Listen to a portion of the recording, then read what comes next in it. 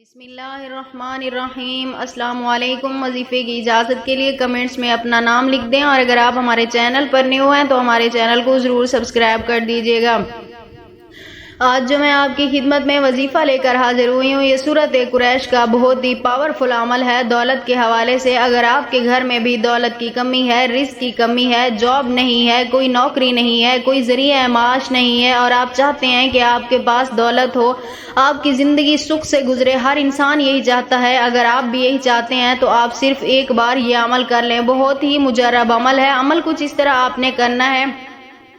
3 کیل آپ نے لے لینے ہیں۔ کیل لینے کے بعد انہیں اپنے سامنے رکھنا ہے۔ کسی بھی وقت آپ یہ عمل کر سکتے ہیں، آپ خود اس کا وقت متعین کر لیں، اور اس کے بعد ان کو کیل کو اپنے سامنے رکھنے کے بعد آپ نے اول آخر 21 مرتبہ درود پاک پڑھنا ہے، اور ہر کیل کے اوپر آپ نے الگ سے سورۃ قریش کی یہ آیت پڑھنی ہے، فَلْيَعْبُدُوا رَبَّ هَٰذَا الْبَيْتِ فَلْيَعْبُدُوا رَبَّ هَٰذَا الْبَيْتِ۔ اس آیت کو آپ نے 11 مرتبہ ہر کیل کے اوپر الگ سے پڑھنا ہے، اور اس کے اوپر آپ نے دم کرنا ہے، پھونک مارنی ہے، اور ان کیل کو اٹھا کر آپ نے اپنے کمرے کی دیوار کے اندر ٹھونک دینے ہیں۔ اگر کمرے کی دیوار میں نہیں ٹھونک سکتے آپ تو آپ انہیں اپنے فرش کے نیچے بھی رکھ سکتے ہیں، یعنی فرش میں بھی ٹھونک سکتے ہیں۔